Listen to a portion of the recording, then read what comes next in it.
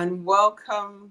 Good evening, everybody, and welcome to tonight's session. I'm so glad to be having everybody here. I have an array of experts and specialists that are going to be speaking to us about different areas of protocol. We're going to be looking at law, we're going to be looking at government, we're going to look at etiquette.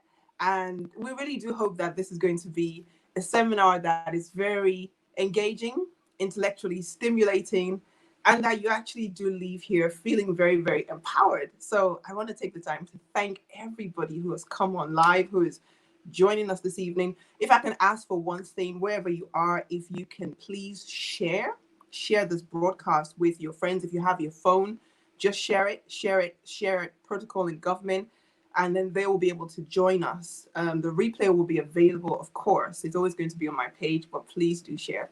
So once again, I want to take this time to welcome everybody here. Now, we're going to be talking today. I think I want to start, first of all, talking about protocol. And I think a lot of times when people hear the word protocol, they get very, they think, oh, what's protocol about? Oh, is this to do with the church? Is this to do with procedures? Is this to do with carrying bags? Is this to do with order?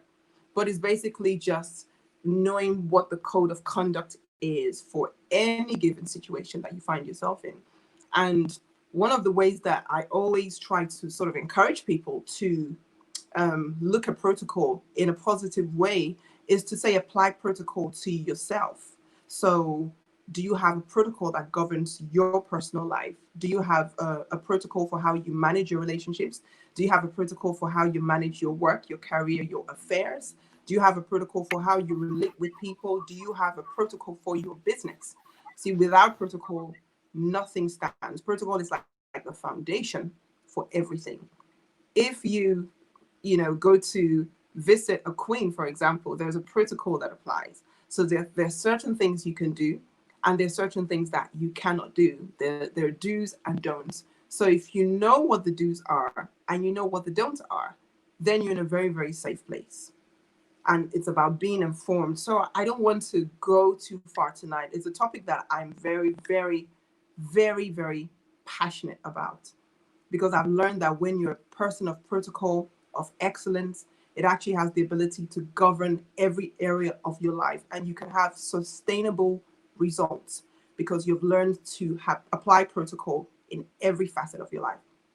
So tonight I have some amazing guests with me that I'm so excited to bring on. And I have a beautiful diplomat from the Bahamas who is a leadership expert, a protocol expert, a leader, a trainer, a consultant, and she's going to be talking with us about excellence and the importance of excellence in protocol, and not just protocol in government and in every area of your life. Then I have an amazing woman from Dubai who is a multicultural expert with areas of protocol, dealing with diplomats, presidents, VPs, and she's going to be sharing her array of knowledge with us. And I want to really encourage people to ask questions. I want this to be very interactive. So ask questions, all the questions you have about government, about working with royalty. She's going to be answering those questions as well as my guest. Then I have a beautiful barrister from the UK. Her name is Esther, and she's going to be talking to us about the law and how this applies to protocol, and how knowing the law and working with protocol procedures helps to ensure that there's good governance in every sphere of influence that we find ourselves in. And then finally, of course, I have Apostle Tobi Arayomi, who is going to be talking to us. He's a leadership specialist as well, and we'll be talking about government. And we're going to be asking questions. So these people are here to answer questions that you have, and also to have a very fun, engaging, and interactive discussion. So again, I just want to take the time to welcome everybody who's joined us. And I want to really thank all of my guests from around the world. I'm so grateful that you're here, and I can't wait to have you just talk to us. So without further ado, I'm going to welcome, and I want to welcome all my Facebook viewers as well. All those watching on Facebook, thank you so much for watching. I want to welcome you. Fasten your seatbelts. You're in for a treat tonight. You know, I love education because you learn something new, you add something to yourself, and you become a better person. Anytime something is added to you, you become a better person. You get substance. And, they always say it's not about the container, but it's about the content. And we're here tonight to learn. We're going to be receiving content that's going to enrich us and make us better people than we are already. So without further ado, I'm going to be introducing my first guest. I'm so excited to introduce her. Thank you so much, first of all, for joining us. Now, she's here all the way from Dubai. Yes, you heard me right, Dubai. And she's several hours away. If I started telling you about her, I probably will never finish. But she's somebody who has worked, in Europe. She's been in the UK, and she's also been in the Middle East. And she's a woman that has an understanding of protocols and understanding of relating with governments, governors, presidents. And I think we're so blessed to just have her with us tonight. I think she's such a gift to the world. And I can't wait to hear from her. So she's going to be talking to us about that. Without further ado, let us welcome the VP of Protocol in Business, Maria Hall. The floor is yours, Maria. Welcome. Welcome, and thank you so much. Thank you so much for the honor of being in such an esteemed event. And I'm really honored to also be with such wonderful ladies as Jewel and Esther, and of course yourself. I just really wanted to talk about two components of protocol, and one is dealing with royals, but Middle Eastern royals, as well as cross-cultural communications. So I'll just talk a little bit about myself. I'm originally from the UK, part Italian, and I've had to learn not to talk with my hands, which is a very Italian thing. So I just want to enter into protocol because we have a limited time. I will start by a quote by Maya Angelou. I've learned that people will forget what you said, people will forget what you did, but people will never forget how you made them feel. And I want to start off why, for our mindset, whenever we embark on a journey, regardless of our job description, I think it's very important that we always are aware of how we make people feel. So whether it's in protocol or legal or an office manager or an event manager or hospitality, we have to be very aware of our surroundings. And as you pointed out, we need also to have cultural awareness and be respectful. So I will start off with the part of protocol and how to address royals. And there are certain components to that as well.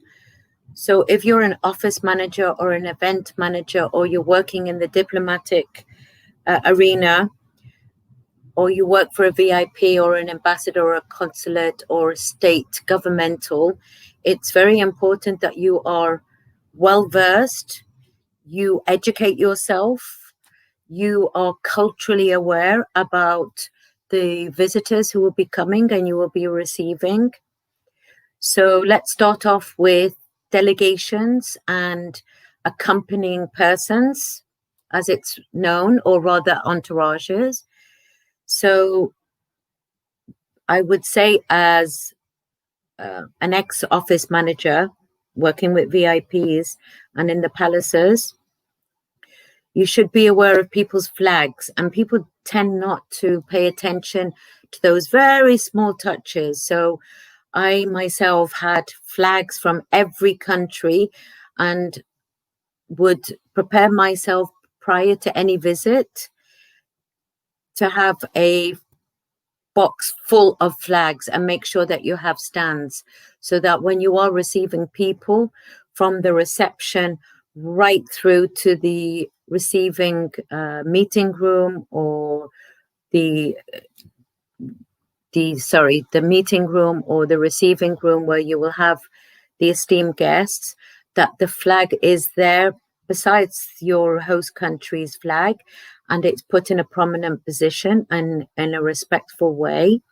So you would have to have 3 or 4 flags, not just major flags on a mast, but little ones as well, so that it's seen for the media and communications, and also the people that you will be hosting. Then there would be the security details.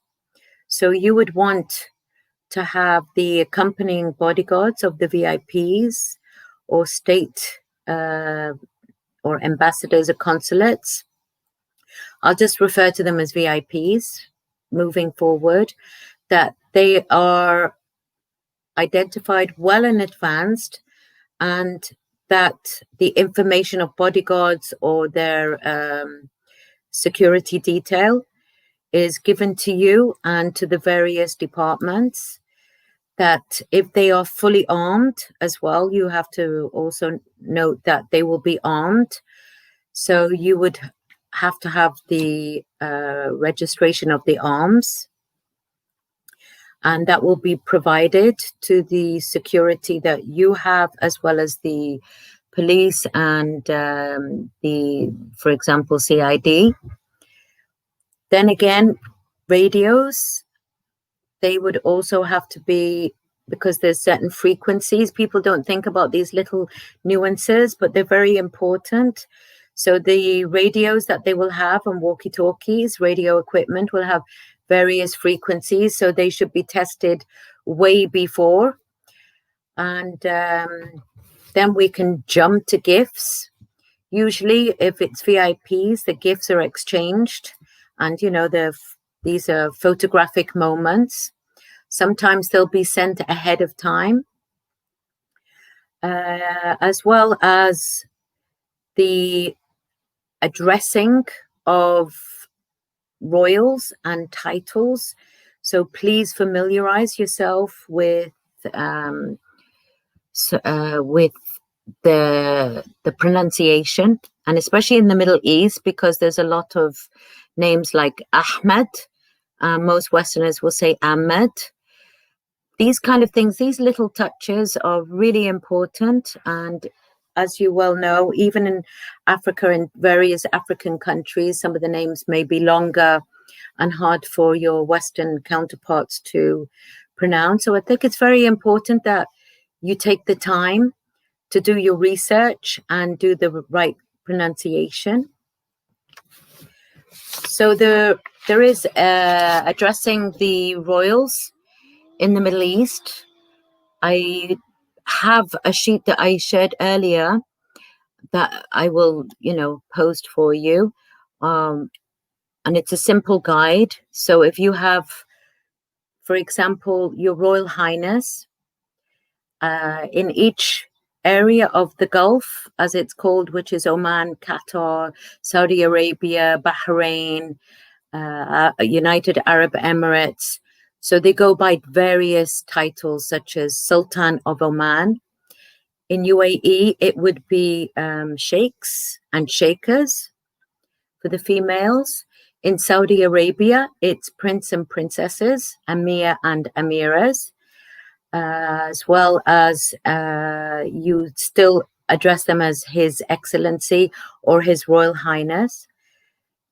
They would also have certain positions in the government, so you would address them with that position. For example, he's a governor of Riyadh, so you would say Governor of Riyadh and then His Royal Highness titles. I will jump quickly through that and go really to your behavior. So your behavior, you should, in a capacity of working, whether you are for government, you're an assistant, you're an event manager, however your position or designation is, you should be the front line, the mirror of your organization. So you should be presentable, especially in the Middle East. No cleavage, no short, tight skirts. Be modest in your attire. You it's not necessary that you cover your hair unless you're going into a religious environment, such as a mosque, like the Great Mosque of Abu Dhabi. Many people go to visit there. Then you would be required to cover your hair and wear possibly an abaya. Be courteous, be discreet. These attributes are very important. Literacy, verbal and non-verbal communication, so your body language. Use good grammar and pronunciation. And of course, you must have credibility here and the trust factor. So being punctual as well. I will jump directly over to cross-cultural aspects when you're dealing in the Middle East, whether it's in business or whether you're dealing with the royals. So as you are all aware, culture is a complex of ideas, emotions, values, behaviors, and certain influences such as work patterns, socialization, views of gender, behavior and attitudes, concepts of right and wrong, ways of handling disagreements, and communication and meeting styles. So we will start off with body language. That's a very important part. I told you earlier that I am half Italian, and we tend to talk with our hands a lot, and we use a lot of hand gestures, and I've had to tone that down. I literally have to sit on my hands in order to look, well put together, because certain gestures mean different things worldwide. So in the Middle East, it would be seen, you would extend your right hand and you would eat with your right hand. The left hand would be a definite no-no in this part of the world. Greetings, handshakes in the Middle East are firm and quite long. They tend to go on a little bit longer. And in the Middle East, they're very touchy-feely people. So you may get lots of pats and, they will grab you in certain ways, but this is just to give you comfort. Sitting, you would obviously sit when the host sits. If you're asked, if you go into a majlis, what's called a majlis would be the seating area where the men generally sit. The men and the women are separated. The host will obviously ask you to remove your shoes, which you can do. So ensure that you have well pedicured feet, ladies. And also eye contact is very important here. So they will really ask that you look at them, not staring or being too intense, but long gazes, and then, do respectful pauses of lowering your gaze. Touch, as I said earlier, is very important. So they will do reassuring taps and hold your hand. This is, gestures. Even in the COVID, a lot of people are still being very hands-on. They will be respectful and obviously keep a safe distance. Some people, especially in the West, are wearing gloves and they're accepting of that. So it's all about the body language, how it's indicated, whether you can move forward, you will extend your hand. I mean, COVID has obviously changed the way things are done, but still the Middle Easterns are very hands-on, and they will enter your personal space, which in the West, there's always a safe space, especially in the UK. America a little bit less so, and Italians and Spanish and the Latin countries tend to be closer in proximity. But with COVID, I think everybody's taking a nice safe distance. And then we talk about gender. So if there are handshakes and there are females there, for the gentleman approaching a female, if she doesn't extend and she does this is an indication that you will not shake the female's hand. So be respectful of that. Female to female is obviously fine. And again, we go back to COVID. Some people are still fearful about shaking hands. So again, wait until the other person initiates the handshake.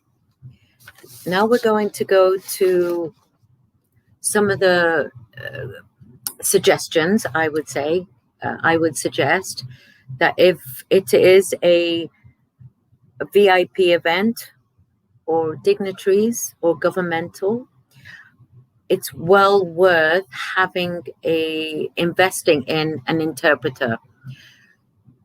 English is the medium that's used, so from Arab to English.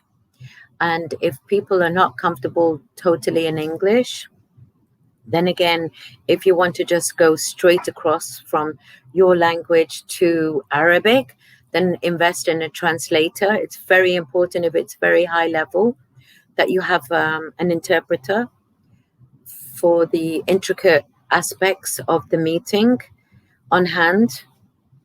So please keep that in mind.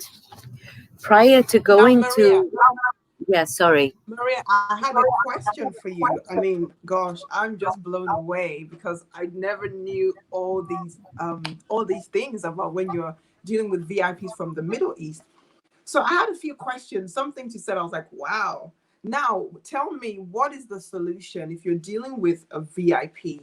And for example, with the COVID situation now, you have like, my background is the African culture.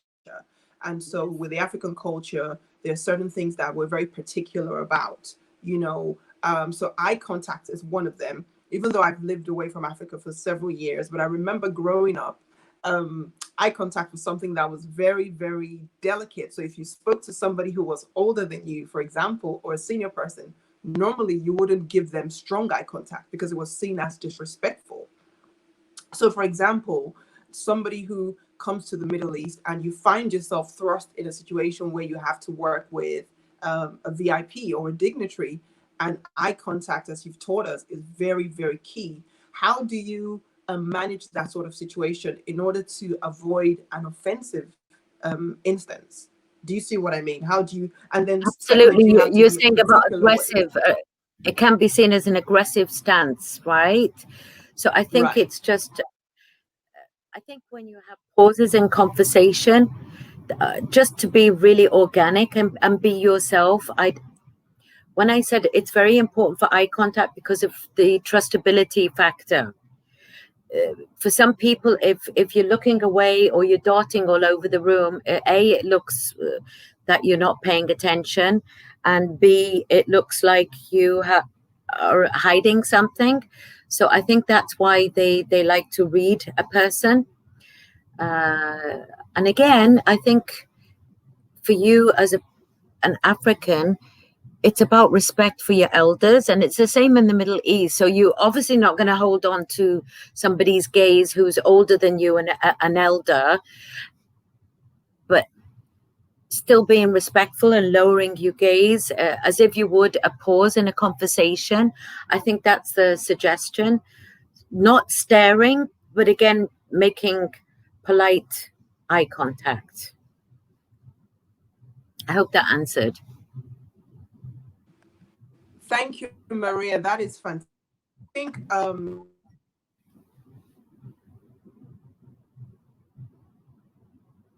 can't hear. I can't hear.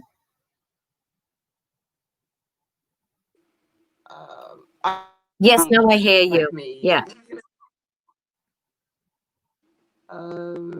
Okay. Yes, I'm so sorry about.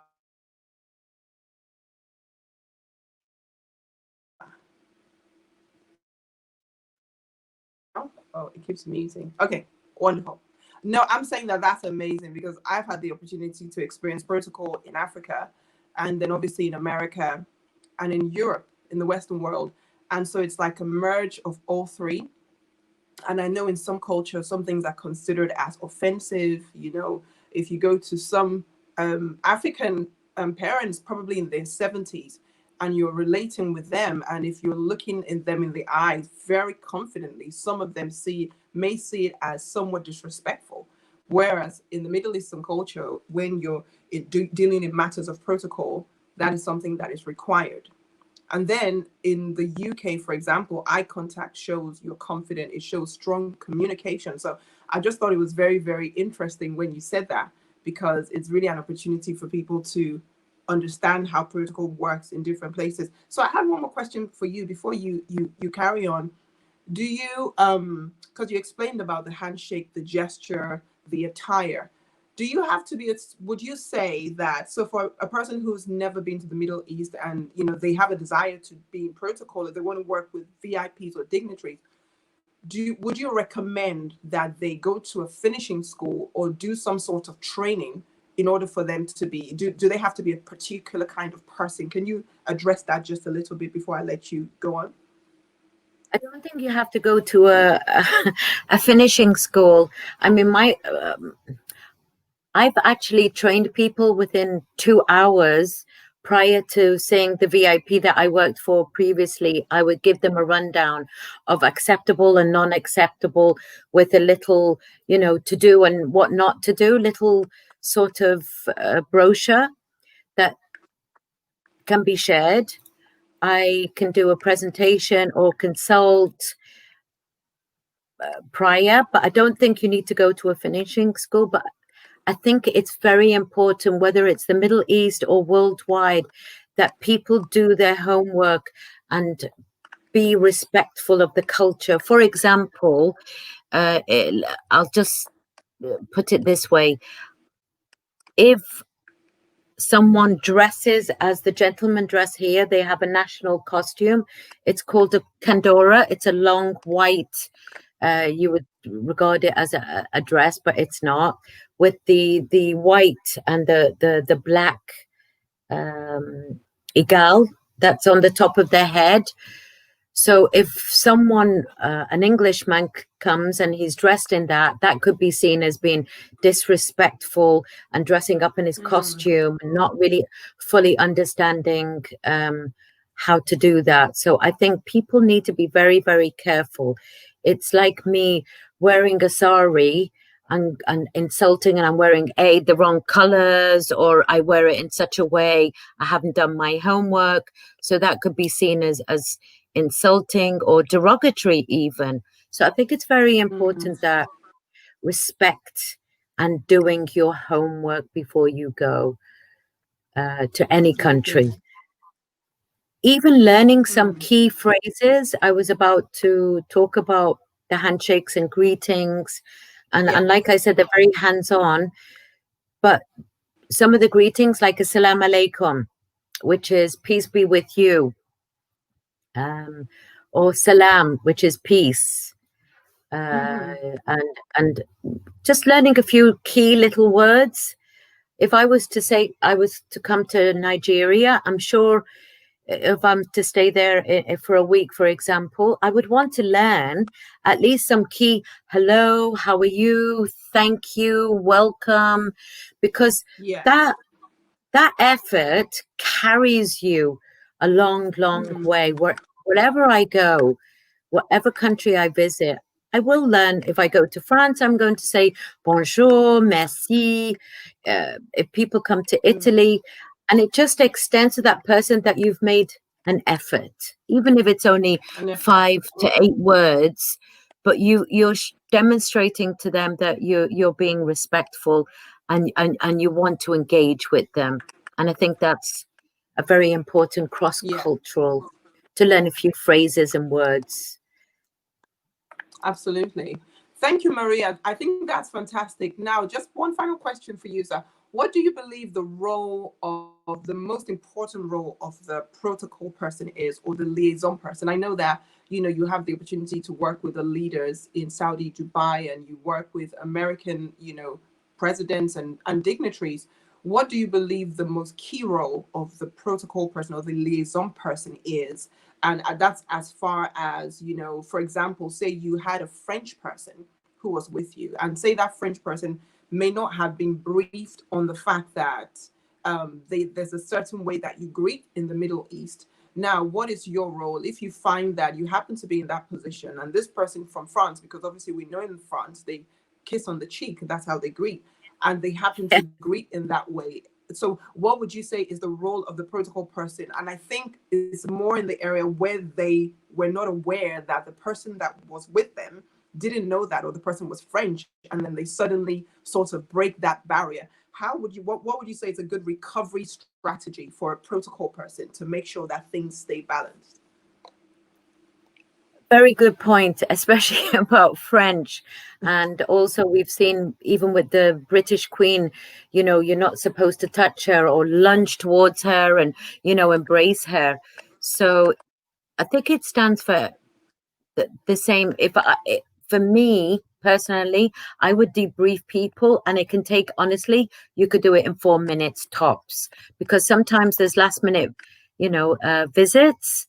I would take it upon myself to walk through, with them, have a little chit chat, and just tell them some of the expectations very, very quickly in a nice diplomatic way. So, like you said, giving them a brief, or as the Americans would say, debriefing, and just highlighting some of the correct ways, and not to commit a faux pas, which is a French that we all know about, faux pas or offense. And make sure if it's a male that they shouldn't really lunge towards any of the females, the shakers or the princesses, and go for the kissing on either side.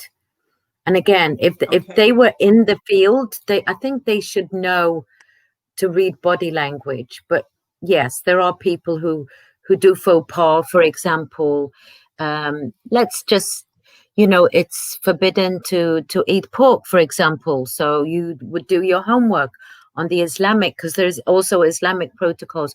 You wouldn't give someone a gift of a pigskin rug or something.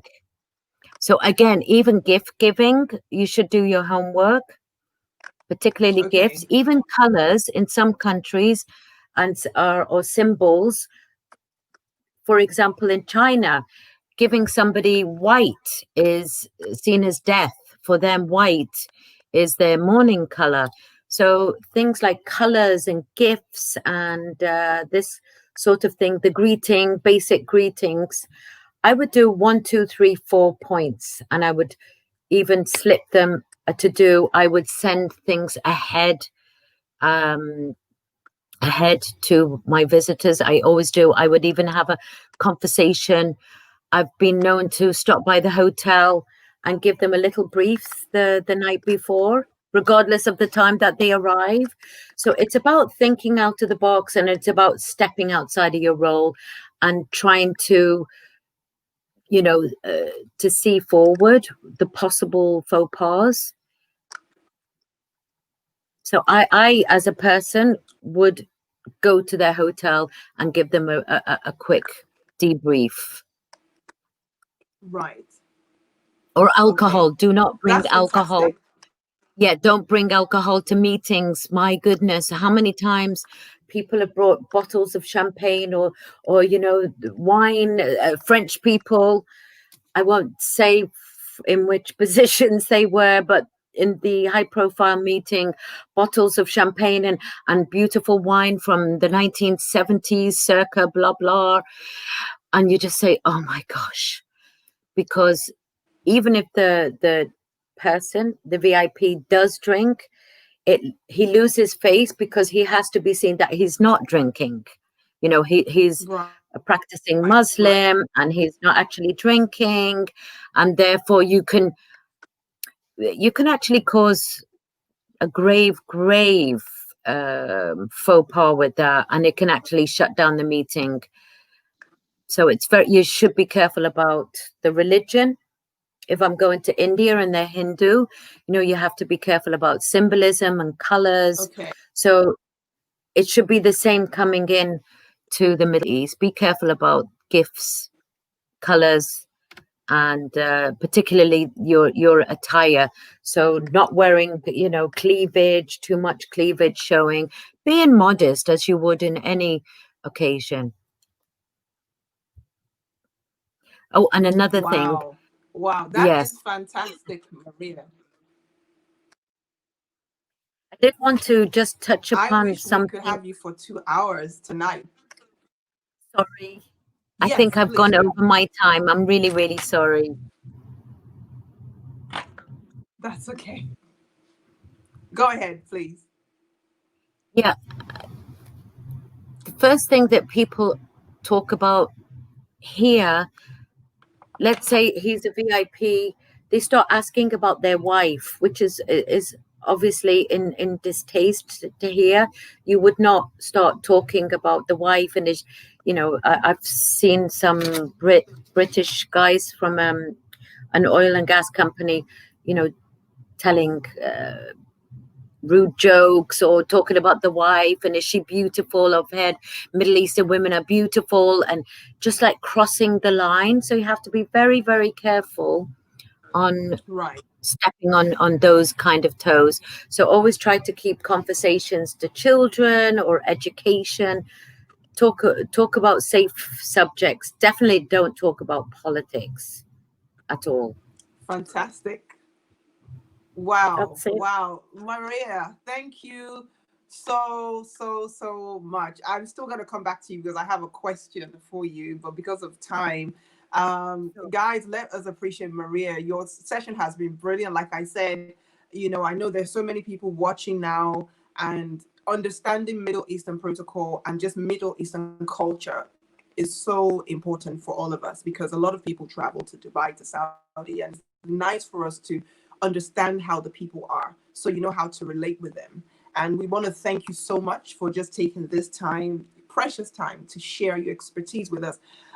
Just before you go, I'm going to ask you, how can people, if they want to find out more about what you do, or if they want to go on your training sessions, for example, if you could briefly tell us that, and I'll come back to you again with my question. It's very easy. I'm sure that you could share my contact details. It could be a workshop, it could Yes. be consultation, it could be done in 2 hours if you have a meeting, or even for people who are relocating to the area and looking for work. I know now Dubai has become a very popular place for work, and lots of countries are coming here, especially with lockdowns. We have lots of visitors.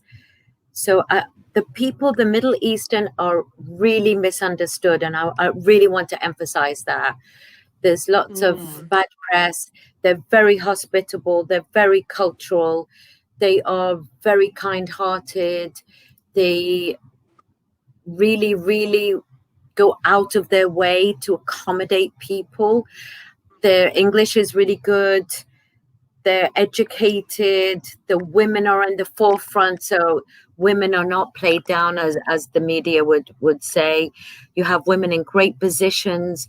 Women are here have great roles, and honestly, I've had such great wonderful experiences with the women, and I learn a lot from them, and they are multitaskers and phenomenal. And I hope that people would just not listen to the media, come and see for yourself, and I'm more than happy to answer anyone's questions, even free of charge. wow. Wow. Maria, thank you so much. I must Thank tell you, you we are very so much. grateful that you've taken this time to just spend with us and talk with us. I'm gonna go on and ask you my question. I'm gonna ask you a quick question before I bring on my next guest. Tell me, what is that one thing you've done as a protocol and professional? Something you've done that has embarrassed you, the biggest faux pas you've ever done that you can never forget. And this could probably be in your early years, if you've ever had one before. What would be the one thing that you say, oh God, I would never want to do this again? What is that one thing? Never judge a book by its cover. Never. Wow. Yeah, that earlier on, somebody was wearing shorts and slippers and t-shirt, and yeah, I didn't know it was a famous film producer from Hollywood. and I was trying to usher them out because I was thinking, what are you doing? And your dress attire, it's not appropriate. And actually told them, you cannot see the VIP like this. You can't wear these shorts and the slippers. And yeah, that was a faux pas. I learned a huge lesson after that. So never judge a book. Wow. You never know who you're talking to. It's not necessarily the people with the designer bag or the suited and booted. It's sometimes the people that you feel are very sleeves, t-shirts, shorts. Sometimes they're the people that you can overlook. So yeah. Wow. Wow. Thank you so much, Maria, for that. Thank I you think so that much. what you made I think you made a very important point, because in this day's world we find ourselves in, it's very easy to judge by what you see. And a lot of times, like I think you said earlier, people don't really care what you know until they know that you care. They don't care who you know until they know that you care. The way you make people feel, like you said earlier, is so, so important. People want to know that you identify with them, regardless of where they've come from. So I think this is so important, what we've done in terms of just cross-cultural relations and knowing how to, relate with other cultures, especially when people like us who like to go to the Middle East.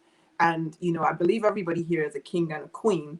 And one of the reasons for doing this and bringing people like yourselves that are so valuable to the world, is to allow people see that they can also have this. It is possible to do this. It is possible to know this. Is just about the knowledge that you acquire and the ability to relate with other people and be informed. So I just want to take this opportunity once more to thank you so, so, so much. Maria, thank you once Thank you again. so much. All Thank right, we're you. moving You're on. wonderful. You really were. Thank you. Thank you. Thank you. Huge applause God for bless. Maria. God Thank you bless. so Thank you much. so much. God And bless you all. you're, amen. And you're most welcome, tuning in all the way from Dubai. Thank you so much. And now we have quite a number of guests. So we have also in our midst, we're switching the program slightly just because of our times and everything. So we have the privilege also having one of my favorite people here. His name is Apostle Tobi Arayomi. I've had the opportunity to know him for quite a number of years. We've worked together before, and one thing I can tell you about this man of God, he's such an excellent communicator. It is amazing. It's one of those gifts that he's just been naturally endowed with, and it blesses everybody that he comes in contact with. I don't know how else to put it, but I'm so honored and so glad that we have him tonight. So just briefly before we bring him on, his teachings have been recognized as very necessary for the age that we live in. He's the CEO of Wealth Nation. He's an empowerment specialist. He's a senior leader of Light London, and he's been distinguished in this generation for how the prophetic and the apostolic mandate moves in his life. And there's so many things that I can say about him, but because of time, and I'm so appreciative of all of you here, without further ado, I want to welcome Apostle Tobi Arayomi. You're most welcome. You're most welcome. You're most welcome. Hello, how's it going? Oh, let me turn on my Very camera. well, How's it thank going? you. Yeah, Hello, we can everybody. see I'm you. so sorry for my look. Everyone's looking so amazing, and then you have me on here looking like this. You're I fine. apologize. It's been a long day in No the problem. office. I have not been home, but thank you for having me on here. I was listening in at some Thank amazing you things so much. on here. Thank you. Yes, yes. So, Apostle Toby, you're going to be, I mean, gosh, you're a man that wears so many hats. There are many things that you're good in, and one of the things I remember when I met you first a few years ago, one of the things I noticed was that you had a good understanding of protocol, and you have a spirit of excellence. So everything you do, you want it to be excellent. You understand branding, you understand purpose, you understand vision and governance. You have a strong leadership gifts and grace that really, really impacts the lives of so many people. So I wanted Yeah, to ask you a question actually. When Maria was speaking and she was teaching us about protocol in the Middle East, I wanted to yeah, ask you now, as a leader of so many businesses, of so many people, you're the CEO of Wealth Nation. and you teach people about finances and how to grow. And I think one of the things I've noticed about you, you don't only you lead leaders. So all the people you train leaders, you teach them how to be leaders and how to lead other people. Can you tell us from your experience over the years, because I know you've been in leadership from your youth, since you've been a teenager, you've led people for many years, and you've always been very sacrificial. Now, I know you would have experienced a lot of things, negatives, positives, like Maria was saying, faux pas, things that should never be done if you work with any leader in any capacity. And you've been very gracious. I think as a leader, you have to be very gracious in accommodating people's mistakes and still being able to embrace them and still train them and mentor them. So what would you say is the importance of good protocol, understanding the law and protocol in being able to have a successful business, successful ministry, and to lead a nation? What do you believe? What do you feel? Why do you feel protocol is important and understanding the law is important as a man of excellence that you are? Wow. That's You, well, hello to you too. That's a very lofty question. Why do I feel protocol is important in human dealings? I guess it's wealth is one of my favorite topics. It's something that I love to study. And I've discovered in my time in managing vast resources that actually your greatest resource is people. Your greatest resource is people. And in all honesty, we talk about protocol in terms of dealing with VIPs. But I've learned in my own life how you do anything is how you do everything. How you treat the cleaner at the door is how you treat it's how you treat everybody. I think one of the speakers was mentioning not knowing that it was the director of a TV show or program, a producer that she was talking to that was wearing particular shorts. And I think these were the lessons that I also learned early on, that how you do anything is how you do everything. That you should approach everybody with a sense of protocol because you don't necessarily know who you're talking to. And if I can use a synonym for protocol, I guess for me, the word I would use is honor. The word I would use is honor, that we have to learn in our own lives to have a culture of honor. You know, honor and wisdom work together. Wisdom is the ability to recognize difference. Wisdom is the ability to recognize difference, the difference in people, the difference in times, the difference in seasons, the difference in places. Honor is the ability to pay homage to that difference that I recognize. It's the ability to adjust my manner, my being to what I recognize. And if I'm honest with you, in my time learning about honor, just to give you a short story and not to belabor a point, but in my time understanding honor, I met a young man recently who was involved in a gang life and all sorts of things. People that passed him on, and nobody really wanted to have anything to do with him. When he came to meet me for the first time, he actually wanted to kill me. He didn't like me very much. He had just got out on bail. He had committed attempted murder. I found these things out later. But something in me just wanted to honor him. And part of honor, again, is your ability to discern difference. I could see something in him, something that had a good heart, something that had, and it's not because I'm a good person. Actually, it was because I was one of the worst people and somebody did the same thing to me. And I guess we pay it forward. And I could see something in him that was good, something in him that was full of quality, something in him that was honorable. And I just chose to focus on it. And I was with him in court case after court case. We got him together. Then he went bad again. We got him a house to stay in, and he even messed that deal up. And it just seemed that no matter what, the disaster was following him.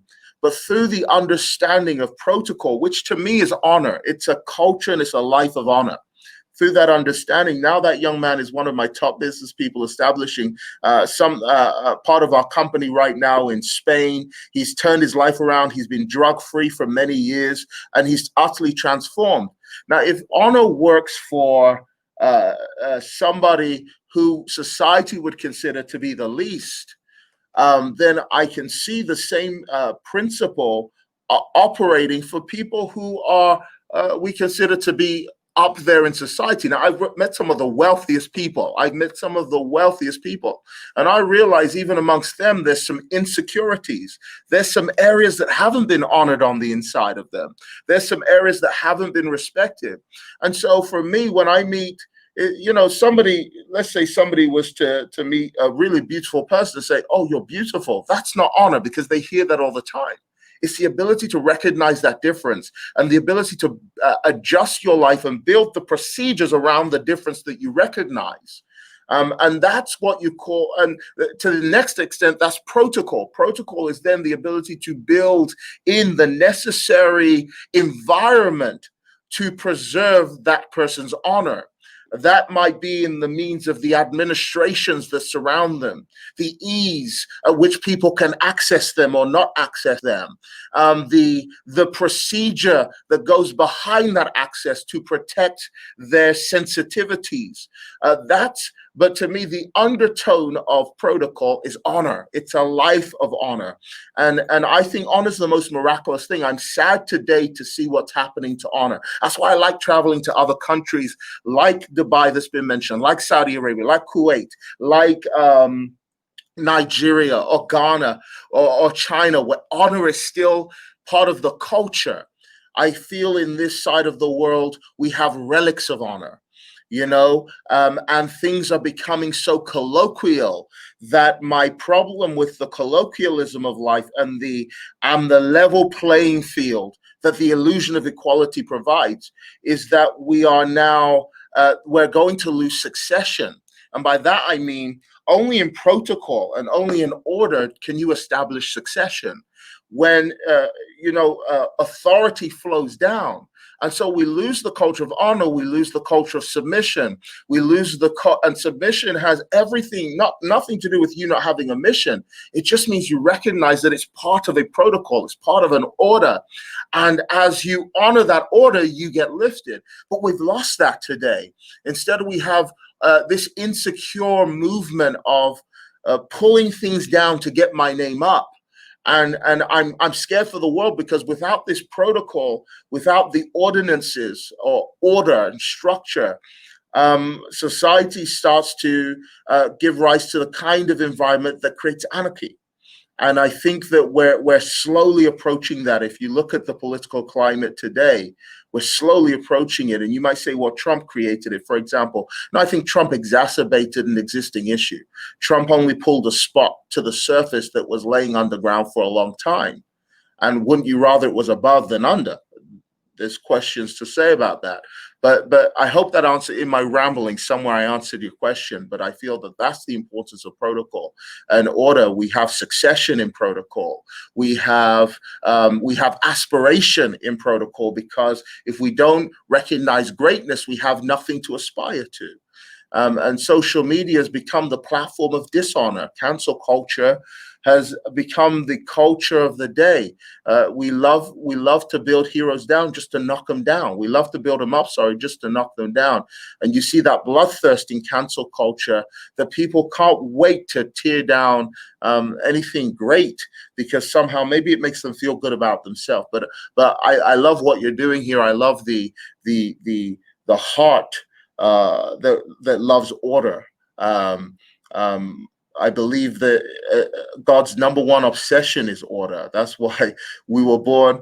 He created the sea, and then he put man there. He didn't put man there first and then the sea. He provided the environment in which man can be successful. That's protocol. It's order.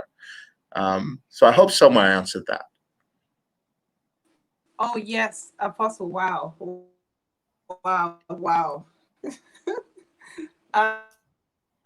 Thank you so much. That is amazing. I mean, you've touched on so many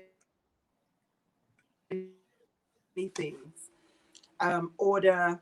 But there's a question I do want to ask you. So, being a person of compassion that you are, and I think all of us are called to be people of empathy, people of compassion. We feel for other people. Now, what would you say to a young man who's coming to your life, who's come to serve or work in your organization, in your ministry, your company, and you notice straight away that they have this insecurity. They have these emotional issues. And as a result, because of course, if you're an organized person, then it's easy for you to bring organization or order to somebody else's life. But if you're disorganized emotionally, it's easy for that to spill out into somebody else's business when there's something happening with you. So what would you say is a good way? Because I think there are people who say, oh, I see myself in this place, but I don't know if I can ever get there. I don't know if I can ever be this person because I don't think I have what it takes. And then they look at somebody like you, or they look at Joel, Maria, Esther, and they say, oh, I want to be a leader. But then they have these areas of brokenness in them that does not allow them to demonstrate who they really are. What would you say to a young man who is in that position? But you can see that he has Yeah. potential. You can see that he does have the potential for leadership and for order. And you want to bring him to that place. Because like you said, the ultimate order is God's order, and all of us have it within us, our DNA, to be people of excellence and order and authority and of dominion. So how would you advise, what would be your advice for a young person or somebody who's not at your level or has not experienced what you've experienced, and he wants to come to that place of mentorship, but he has all these issues that seem to be encumbering him and hindering him? Yeah. You can always help a man Loaded question. yeah, you can always help a man or a woman as long as they're humble. That's the thing. The first thing that I think the prerequisite of all discipleship or training in any way should be humility. And humility is not carrying someone's bag. There's many people who can carry bags and stuff who don't possess a humble heart. Humility is the combination of three things. It's number one, are you teachable? Are you teachable? Number two, it's are you coachable? And number three, are you trainable? Those are the three questions that I ask. And it's the only prerequisite, actually. I think ego gets in the way of a lot of young people who want to aspire to leadership. And the obsession of anyone who wants to be great is humility. And the obsession of anyone who wants to stay great is humility. It's the same thing. That no matter how high you get, you've got to be teachable, coachable, trainable. What I tell people, especially some of the younger ones that I mentor, is we focus so much on the fire, the motivation. Someone said, how do I stay motivated? I said, you're focusing on the wrong thing. That's why you keep losing motivation. You're focusing on the fire, but it's the wood that keeps the fire burning. And the wood that keeps that fire burning is the knowledge that you're hungry to receive. And if you learn to organize your life around knowledge, and I'm talking here by knowledge, I'm talking about knowledge, wisdom, and understanding. If you learn to orientate your life around knowledge, wisdom, and understanding, you'll find that your life grows. Everything about our life that's thrown into chaos is thrown that way because of fear, nothing else. Everything in our life life will exploit fear. That's all it does. And it will use that fear against us. Essentially, life will use us against us. We're at civil war with ourselves when we entertain areas of our life that are in fear, which is why if I was to advise that young man, I'll tell him there's something worse than COVID-19, more contagious, more dangerous. And it's epidemic. It's everywhere. It's pandemic. It's everywhere. It's ignorance. It's ignorance. For lack of knowledge, we really do perish. Ignorance is the most deadly disease on the planet. And so my passion for anyone is for myself. It's knowledge. It's, are you teachable, coachable, and trainable? Teachable means, can you listen if I taught you? And do you take notes? Coachable means, hey, look, can I push you? I mentor people 8 a.m. every single morning. And I always tell them, can I push you to your limits till you discover they don't exist? Can I coach you? If I coach you, will you fight me? If I coach you, will you push against me? And then the third one, are you trainable? Trainable means, are you able to take what I've taught you and train yourself without me? Are you able to go to that next level in training yourself? And if somebody's able to do that, then they qualify, I think, for your mentorship. And I always watch that. I'm not excited by, whenever it comes to raising leaders around me, I'm not excited by their looks or their pizzazz or the charisma that they come with. I really look for three things, only three things that I need that tell me that you're the right kind of leader. And you might have them in raw materials. The first one I would say is compassion. Like you said, people don't care how much you know till they know how much you care. John Maxwell coined that term very well. People don't care how much you know till they know how much you care. Compassion. I remember buying my car, and there were nicer cars. I'm a petrol head, so I like fast cars. And I remember buying my car, and there were nicer cars. But I went to one garage, Tesla, and I couldn't believe how they treated me. The guy said, yeah, the cars are over there. Go look, see what you like. And I thought, what? Maybe it was the area I came to. I don't know. Maybe it was the wrong shop. But I went down the road to Range Rover. They bought me food and tea, and they bought out some nice drinks on the table. They bought my children gifts. There were better cars than the car I have. But I went for the car that I have because how they treated me. People will never forget how you treat them. They'll never forget the care. And I love what Mother Teresa said. She said, if we can do no great acts of love, let's do small acts with great love. It's the intensity with which you pour in compassion. The second thing I look for in any leader is competence. Competence.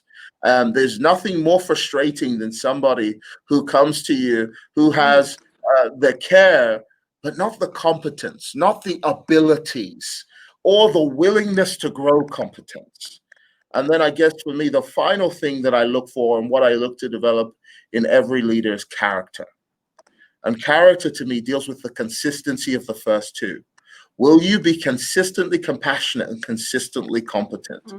I need you to be faithful. I need this to last the test of time. You're not just doing this because, no one comes. I do a lot of job interviews because we hire a lot in my organization. And I do a lot of job interviews, and no one on their CV says, I'm going to show up late every single day.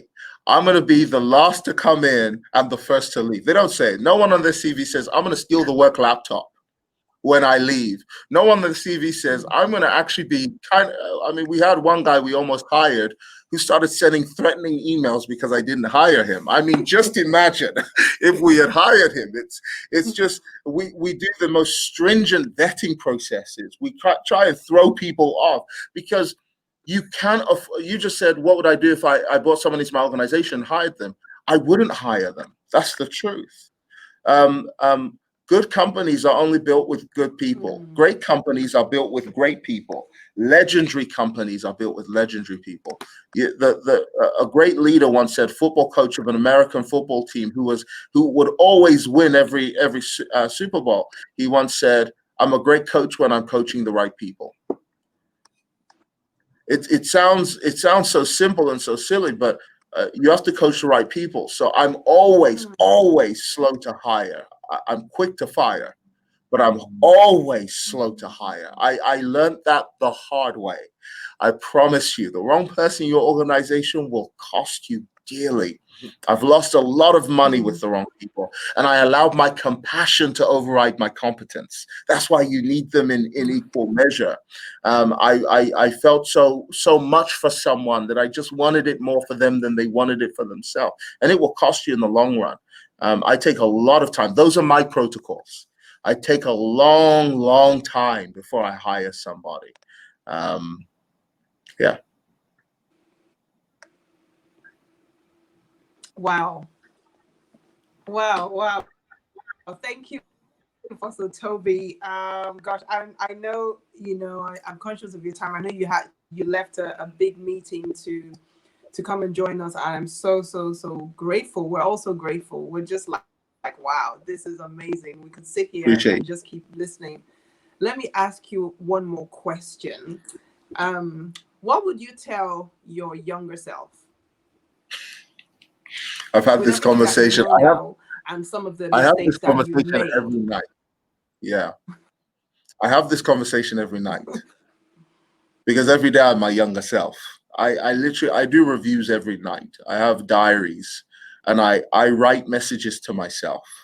My major message to myself is always on my birthday, but every night I write instructions to myself. Um, and and but if you ask me what I would tell, it depends on which younger self, because I feel like I've lived a few lives in my short existence on this planet. I've pounded my days with so much activity, so many stuff. I've taken so many risks that my life is quite full. So it depends on which self. But if I could go to a critical phase in my life, I'll tell you a critical one. I'll tell myself. Number one of all number ones, because I say this to my son. These are the things I tell my son, who is my younger me. He really is like me. And I say, do not fall in love easily. That's the biggest one. I'll be very honest with you. I know this is a protocol meeting. And why would you say that? Because where your passion goes, you go. And if your passion dies, you've got nothing left in life. And if you bury your passion with the wrong person, what do you have to live on? Pain? Fear? Why? And so what I would tell my younger self outright is guard your passion and direct it into creative purposes. Don't fall in love early. Direct it. I wasted so much time in heartbreak and pain from too young an age, way too young an age, that I could have used. I wish I started earlier. I wish I was on the journey I'm on now many, many more years ago. I wish, because I guess God gives you passion, and passion is important to any leader. I would say passion, or what I call desire, is the most important and elemental phase of every leader. It's what makes you contagious. It's what keeps you burning. It's your passion. In fact, if you read the book by Napoleon Hill, Think and Grow Rich, a man who interviewed several multimillionaires, starts with the term desire, and it must be red hot. And desire is what I guard with everything in me now. I guard my passions. Because desire is the fire of life. That's what it is. Fire is one of the most effective things on the planet. Fire is, if you study chemistry, it takes three things to sustain a fire, or physics, whichever one. You can tell how well I did in school. It takes fuel, it takes heat, and it takes oxygen. The oxygen for me is my hope. I've got to keep my desire before me. Because one of my greatest fears, if I have a fear, my greatest fear is dying ordinary. It's dying without leaving my mark on this planet. I'm here for a reason. I can't leave empty. Every single day I'm driven to empty myself out. And so hope is the first thing. You need a vision bigger than you. You need a vision so big it becomes your children's inheritance. It becomes, you may not even live to see it finished. So hope is everything to me. That's part of my passion. So I guard my hope, and I know when life is trying to squash it, I guard my hope jealously. The second thing I need is heat. Heat is the right people. I absolutely need the right people around me, and they need to be hot. They need to be passionate. I guard my company so well. My company are like birds, birds of a feather flock together. And it's like, I know who the peacocks are. They just look great, but they don't do anything. They just look wonderful. I know who the parrots are. They're just there to copy you and rip off everything that you do. I know who the vultures are. They just hang around dead places, dead things, and dead people. I know each position. I know who the chickens are. They never fly, but boy, do they flap and eat. And then I know who my eagles are. Eagles fly at an altitude that when they see another bird, they know it's an eagle. And I always tell people say, how do you attract the people you attract? Get higher. Because in life you don't get what you want, you get who you are. And then that's the heat. The people around me keep me hot. They challenge me. My number one challenge is my twin brother. We are, I know we say we're not called to compete, we're called to complete. We compete. I'm just going to be real. We compete. Anything you can do, I can do better. We challenge each other. It's iron sharpen iron. I love that kind of relationship. And then you need fuel. Fuel is discipline.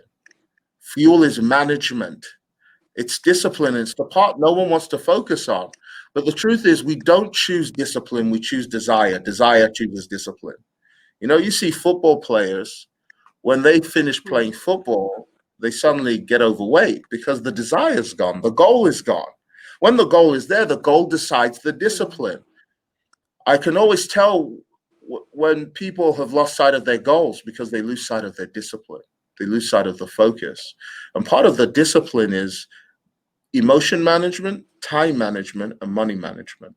If you can manage these areas of your life, emotion, time, and money, especially time. Time is the biggest one. I used to hate time management because I hated feeling controlled by a schedule. But let me tell you, you can't run an organization and be disorganized. Time is your first protocol. Time is your first currency. What you do with time, you can't disrespect time and talk about protocol. Protocol itself is time, and what you do with time. Protocol is priorities. And what you prioritize determines what drives you, what moves you. It determines your value system. So I split my day into zones. I have 4 zones. Number 1 is my green zone. My green zone is time spent learning. It's my highest priority in the day. It's the thing I do first thing in the morning. I wake up 4:45 a.m. every morning without fail. It's the first thing I do. It's my green zone. I jump up out of bed, I shower, and I get to my desk. And I've got books on my desk, sky high. Even if I'm not reading them, I like to be surrounded. I love to be surrounded by books. It's my favorite thing. I don't even like buying just e-ones. I buy the electronic ones, and then I buy the physical one. I need to be surrounded by knowledge. And then I design my curriculum. You design your curriculum based off of the areas that you're dark in. You find out the areas that you're dark in by the areas that fear is still controlling you. Fear is limitation. And you find out those areas, and that's the area you need light. That's the area you need knowledge. That's the area you need wisdom. And I spend time studying. In that time, I spend time meditating. In that time, I spend time praying. In that time, I spend time exercising. That's my green zone. I come out so sharp from my green zone. I'm ready to face the day. Then I have in my schedule my red zone. My red zone is business time. That's the time I'm multiplying. I'm making sure I'm productive, not busy. I'm productive in my red zone, and I have a protocol of productivity. There's actually something I create that keeps me productive. And then I have my my yellow zone. My yellow zone is whatever I do for others. It's not for me. My yellow zone, you must have a zone that's for contribution.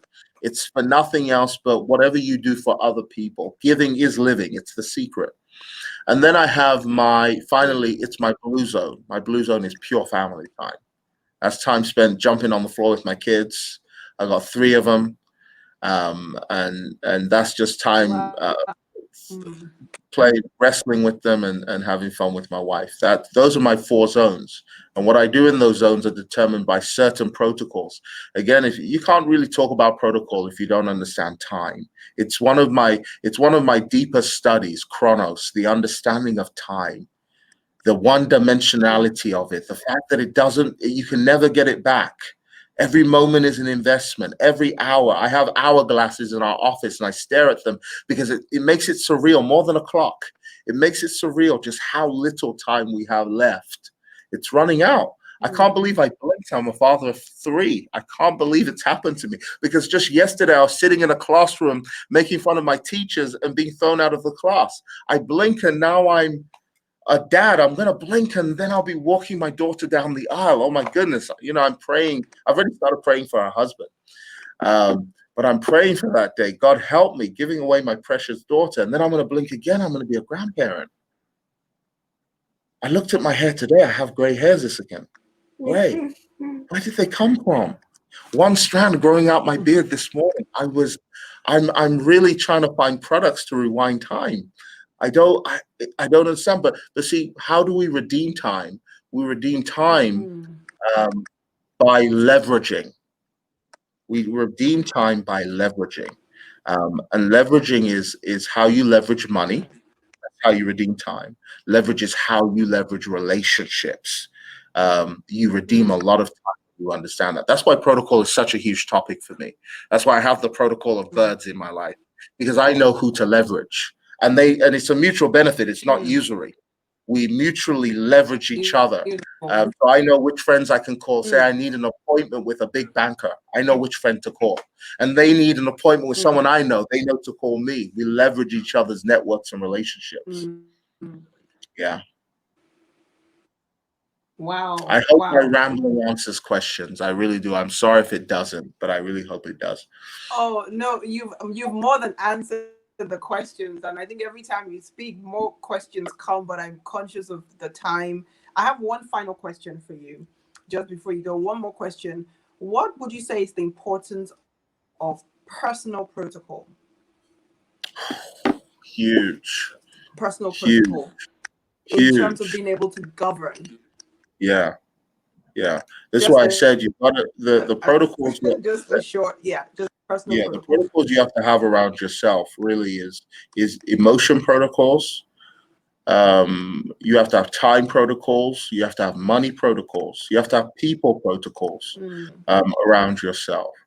I've learned that there's certain people that just should not be in my life.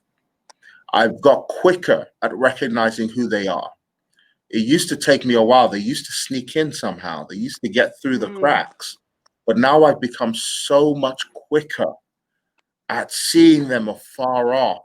It's how they talk, honestly. It's what they say. It's their manner of conversation.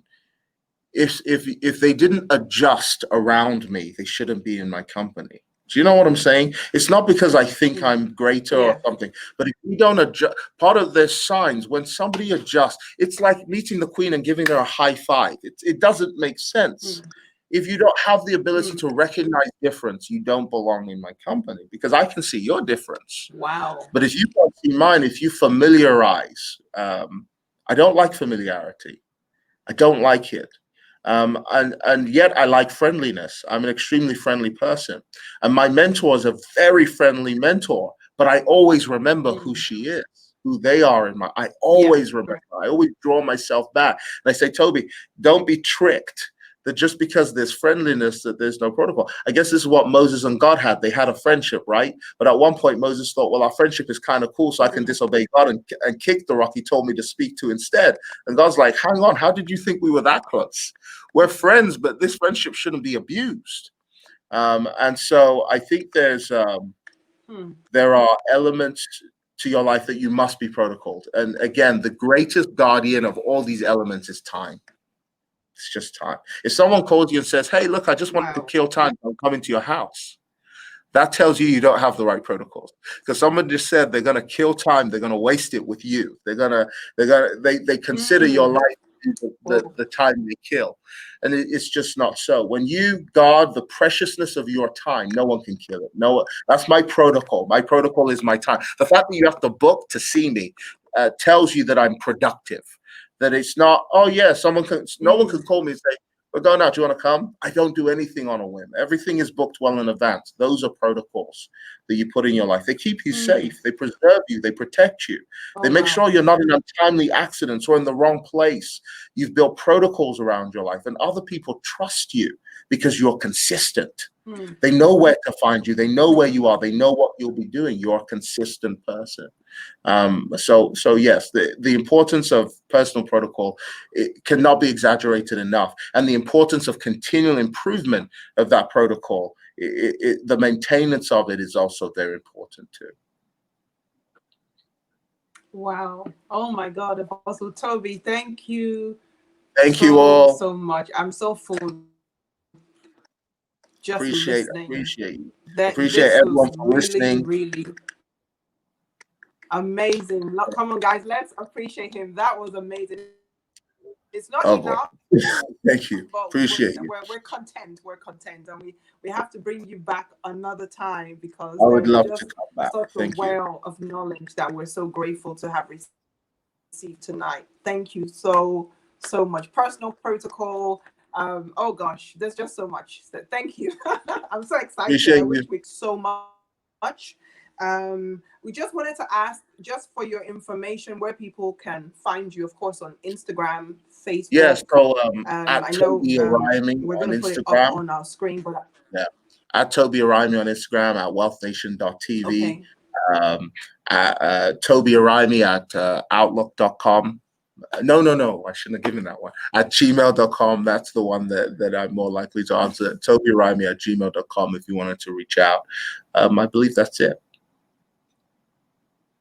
Wow, Apostle Tobi, thank you so much. Thank Can you you for speak a having me. blessing over all the people listening tonight before you go? Before you go, can I ask you to speak a blessing over everybody listening tonight? Of course. Well, Father, I thank you. And you know, one of the things I pray for people, I think it's the greatest thing you can pray for anybody. I just pray for wisdom. God really gave me wisdom from a young age. It's a gift. It's supernatural, and it's not normal. It's extraordinary. It comes from God. You know, the Bible says wisdom cries in the streets, and if anyone lacks wisdom, ask God. It comes from Him. It comes from Him, and wisdom is always there when you need it. And it takes wisdom to understand life and its meanings. And so, Father, I pray right now, not just for wisdom, I pray that your people would have a spirit of wisdom. I pray for wise sayings and proverbs and understandings, insight, knowledge, discernment, an opening of their ears and of their eyes to hear the voice of the Spirit of God that is the Spirit of wisdom. I pray this in Jesus' name. Amen. Thank you for having me. I will catch up with you. Thank you so much for coming, Apostle Tobi. God bless you. Thank you, and we'll see you very soon. Guys, let's appreciate him one more time. Now we have in our midst, we only have a couple of minutes left, but everyone who's been watching, oh my God, I really do appreciate everyone that's been here. Now we have an amazing lady. I've had the opportunity to know her for just a few years, and you know, every time she speaks, I always think, God, she's so eloquent and very well spoken. But her name is Esther, and she's a barrister, called for 15 years, but she really does embody the story of Esther. And she's a human rights lawyer, international lawyer, and a common law specialist, and she's a barrister at law in the United Kingdom. And Esther, thank you so much for joining us tonight. It's such an honor to have you, and we've been on the same legal board in the same church before, legal society. And Esther, I want to ask you a question. I know we've had the opportunity to speak earlier. There's a story that we both know. It's a story of Esther, who was an orphan girl, and she lived with her uncle. And a time came where the king needed to marry. He needed to find a wife, and they needed somebody to be his wife. And so this girl, who came from a poor background, didn't know anybody, didn't have any connections, she happened to be chosen. Now, can you tell us what is the importance of knowing what the law is in establishing good protocol and just good governance in society? You know, Maria was so kindly explaining to us about the Middle Eastern protocol and just certain things you need to know, what's a faux pas, how to greet, and things like that. Now, being a UK lawyer, can you just, I know we only have about 10 minutes or so, if you just tell us a bit about your experience as a lawyer and the importance of knowing the law in everything you do, especially as a person of protocol. Thank you, Esther. Well, thank you for inviting me, and it's so lovely to join all of you all the way from the Seychelles, where I am at the moment, the tropical island of the Seychelles. And I've just been so blessed to just listen to all the speakers and their wisdom. And yes, protocol is actually the bedrock of being a barrister. I remember when I first joined the bar, and I had to do dining sessions. And dining sessions are what you call qualifying sessions. You have to do at least 12 of them. Well, at least you had to do that in my day in order to be called to the bar. And I remember sitting down, and you'd have judges sitting next to you and other, barristers sitting next to you. And I remember there was a lady sitting next to me, and she was also an aspiring barrister as well. And we were having dinner with all these barristers and judges, and a judge from across the table asked this barrister sitting next to me to pass him the port. And so she took the port across the table and she passed it over to the judge. and everybody stopped and looked at her as if she had done something wrong. Now, I didn't know what she had done wrong, but the protocol in those days certainly was that if somebody across the table asked you to pass them the port, what you would do is that you would pass it to the person on your right-hand side, and they would pass it to the person in front of them, who would then pass it to the person sitting next to them. So, so these were little things that I didn't know. Of course, I was very glad after that incident that I wasn't asked to pass the port. But there are so many different protocols when it comes to just even entering the bar. Lots of things that you would need to know for the dining sessions. The way you'd enter, of course, being robed to even dine. And it all relates to the history and the tradition of the bar. Because with the bar, especially with the law, you know, which for the English law, certainly English and Welsh law, which goes all the way back to 1189, you know, with that the law was being read to barristers. So the law wasn't just taught, it was read, and they would usually eat. So that's how the tradition built up. And so there are so many different traditions in the bar. There are traditions when you address the judge, for example. When you walk into a courtroom, you have to bow to the judge. And when you leave the courtroom, you have to bow. If you are addressing the judge and you need to turn to your client and ask your client a question, usually your client will be sitting behind you rather than beside you, but it depends whether you're in the criminal courts or the civil courts. But again, in that scenario, if you have to ask your client anything, you'd have to first ask the judge, or it's polite to ask the judge if you can turn your back to the judge. So there are all these things which are to do with how you show honor and respect to the bench.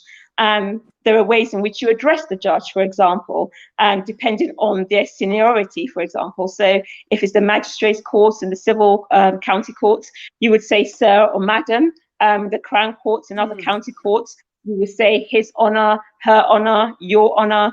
And of course, if you're in the High Court, the Court of Appeal and the Supreme Court, you'd be saying My Lord, My Lady, Your Ladyship, Your Lordship.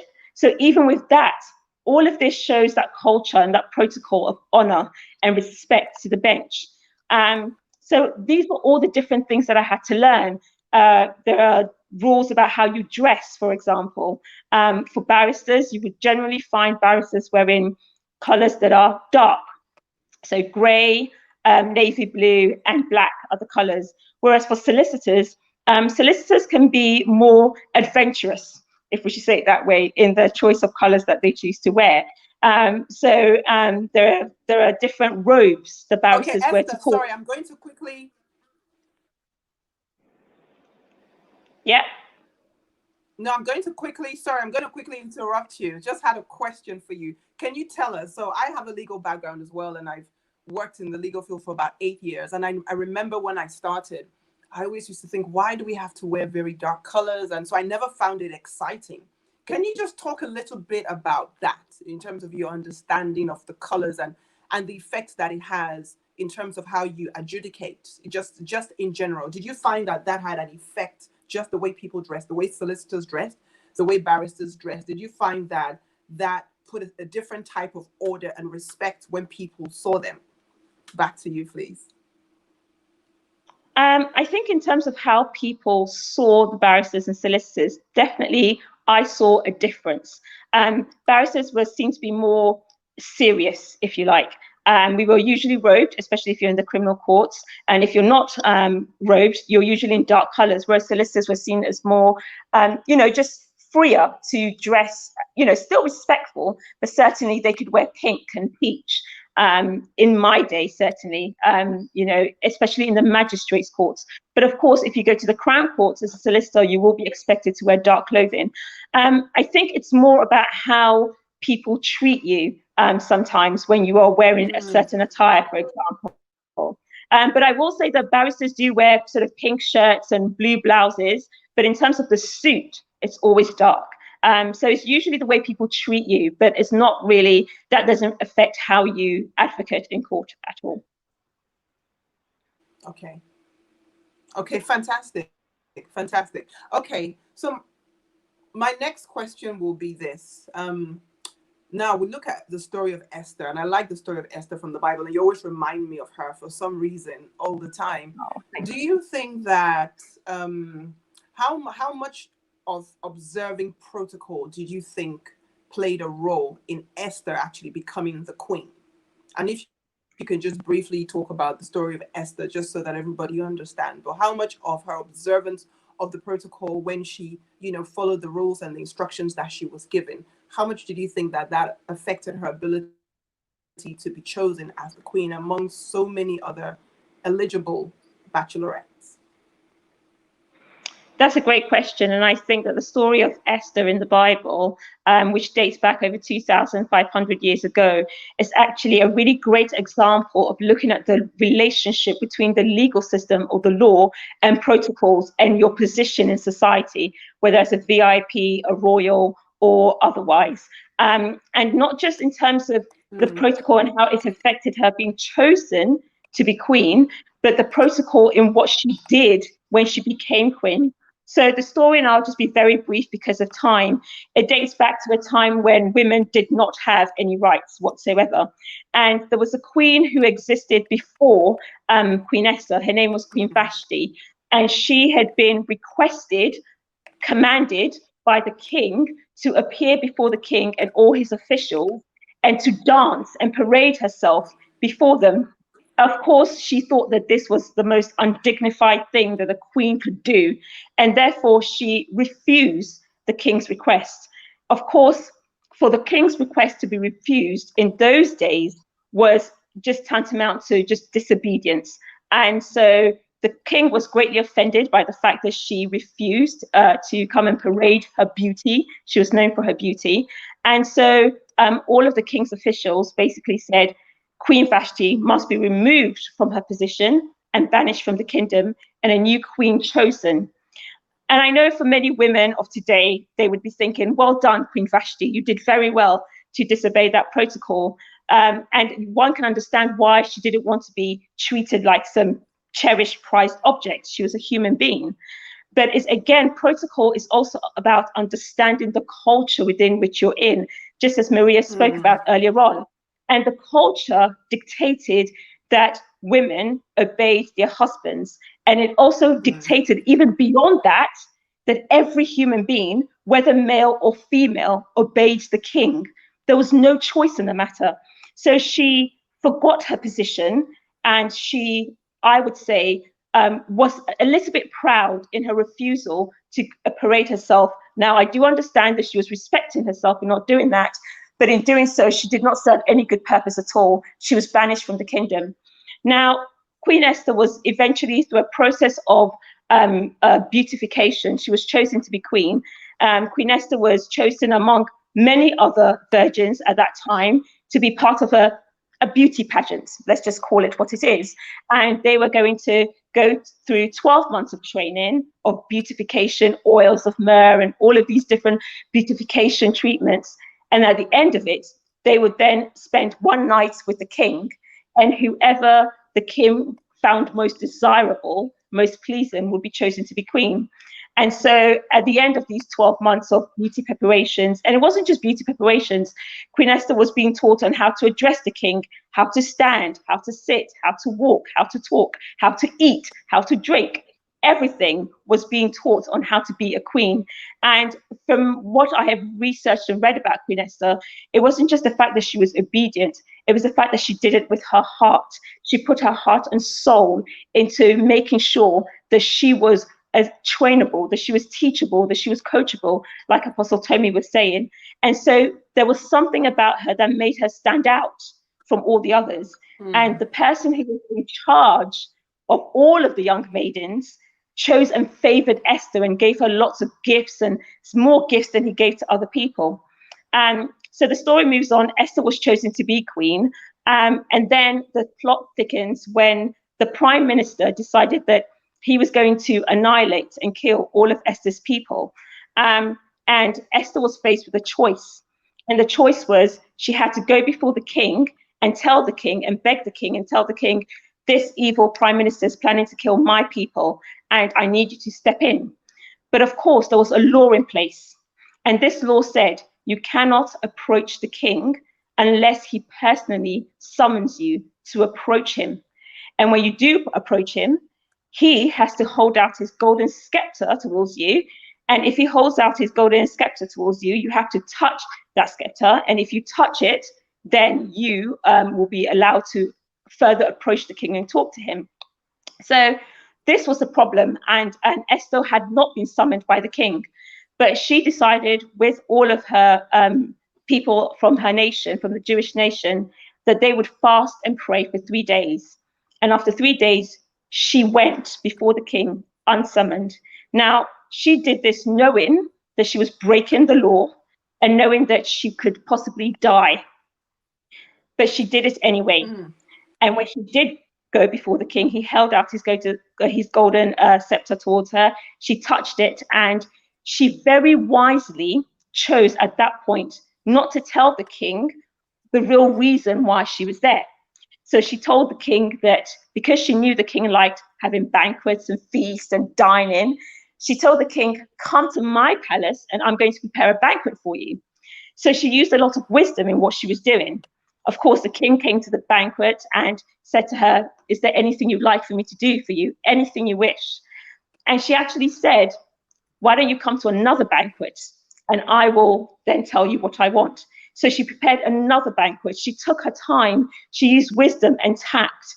And when he came to the banquet the very next day, she then told him the problem, that the prime minister, his prime minister, was planning to kill all of her people. And of course, the king was very angry. He had the prime minister hanged. And through a series of different protocols and laws that were put in place, the prime minister's law was somehow changed. It wasn't completely revoked, but now a new law was made which allowed the Jewish people to defend themselves against anyone who would want to kill them. And by the end of the story, Queen Esther was not only saving her people, but Queen Esther was also making decrees. So by the end of it, Queen Esther went from just being an orphan to being this queen, to then being a queen who made decrees, a queen who made laws. And that was all because she honored protocol, she respected protocol. So there's a lot that we can take from this. Every single person in their industry, you know, when you're working and you're giving customer service to different people, be very much aware of the elements of respect and honor. Even if there may be times that you may have to not necessarily follow a protocol because it may somehow offend your religion or your position or stance, do so in the most respectful way, in the most honorable way, so that people can see that you're not disrespecting them, rather you're honoring them and honoring yourself. So there are many lessons that we can learn from Esther in terms of the law and protocol. And again, 2 other lessons that I wanted to put down was that Queen Esther was somebody who demonstrated humility, true humility in everything that she did. And that shone through in what she did. And these are all lessons that we can learn as we continue to serve others and as we continue to serve our VIPs and teach them the protocols, that we continue to exemplify humility in everything that we do. And finally, I'll just add this one point as well, is that Queen Esther, in seeking to obey protocol, even though she broke the law, but she still obeyed the protocol in the most respectful way possible. In doing so, she was not only able to change the fate of a whole nation, but she ended up making decrees. And what we all need to know is that when we choose to honor protocols in whatever sphere and governance that we are in, we also can influence and impact people's lives and change their lives and actually put procedures in place that will make people's lives for the better. Wow. Esther, thank you so very, very much. That is amazing. I think probably one of my most exciting parts of this seminar is really understanding the relationship between law and protocol, and just knowing you've explained a lot of things. You've explained protocol, you've explained etiquette as well. And I can't wait to have you back with us again when we do our next one. Just because of time, I would love to have you, because I'm sure there are questions. I have questions that people have sent me actually in my private chat. I would like to bring on my next guest. This is a woman of, oh my God, integrity. I've known her for several years, close to 20 years. We've worked together on so many projects. And I'm not going to spend too much time, but she's a respected business and human development consultant. She's a diplomat. She's a leadership coach. And she really has a spirit of excellence. And she has an understanding of excellence. So Miss Jewel Edwards, we welcome you today to Protocol in Government, and you're a woman of government and parliament as well. So we want you to just tell us a little bit about the importance of excellence. As Esther was talking about the story of Esther, she was a woman of protocol. Now, how can you marry protocol and excellence? Where is excellence woven in to protocol? And what is the necessity of excellence in applying protocol procedures so that we can have good governance? So the floor is yours, Ms. Jewel. Welcome you once again. Excellent. Thank you so much, Isoken. Madam Isoken, I mean, the ambassador of Protocol par excellence, global ambassador, and just salute you. And I salute my fellow panelists and presenters. I'm anal, very retentive per se about excellence.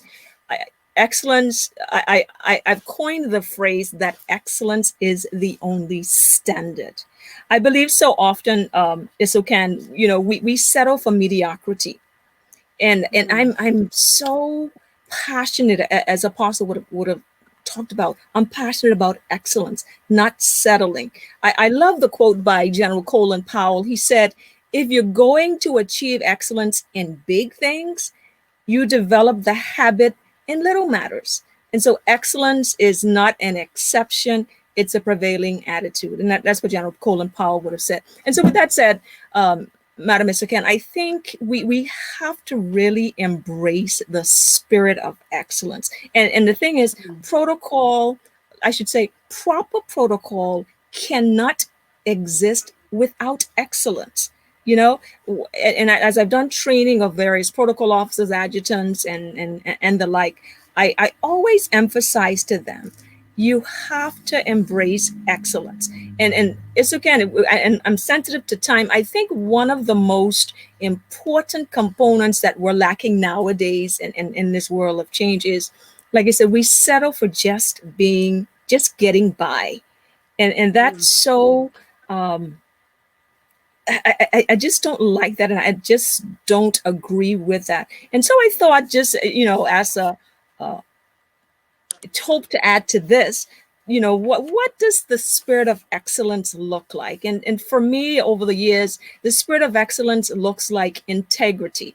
I would be remiss if I didn't say that, in him I live, move, and have my being. So the core of who Jewel Edwards is God. That's my starting point. And God is a God of excellence. And in fact, his word says in 1 Corinthians 14:14, it is his will and his command that we do things decently and in order. That's protocol. That's excellence. And so when I look at what does the framework, what does an excellent spirit look like?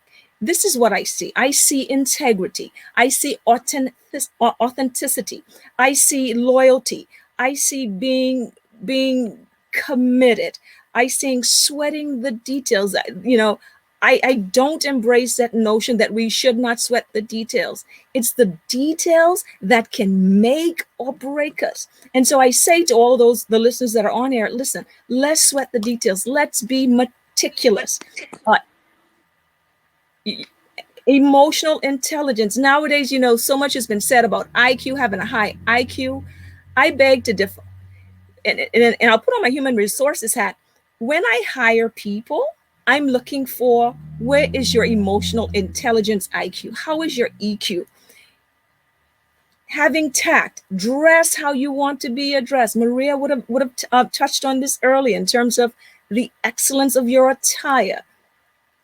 Flexible, being available, having a good reputation, good character, submission to authority, submission and obedience, having a spirit of humility, as Apostle would have so rightly said.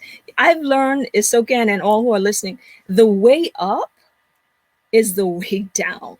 In other words, we have to learn to serve first before God would posture us for promotion. And so again, trust, these are all characteristics of what is an excellent spirit: honesty, consistency, sincerity, be a critical thinker, analyze things. And so, and I so appreciate Apostle when he said, it's very important that we carefully analyze who we associate with. I encourage all of you, carefully choose who is around you. Don't hang out with chickens who cluck. Hang out with eagles. And so the person of excellent spirit is eagle-minded. And so Isoken, I'm passionate about this. Let's not settle for mediocrity. Excellence and protocol, they are not independent. They are intradependent. And I hope that answers your question.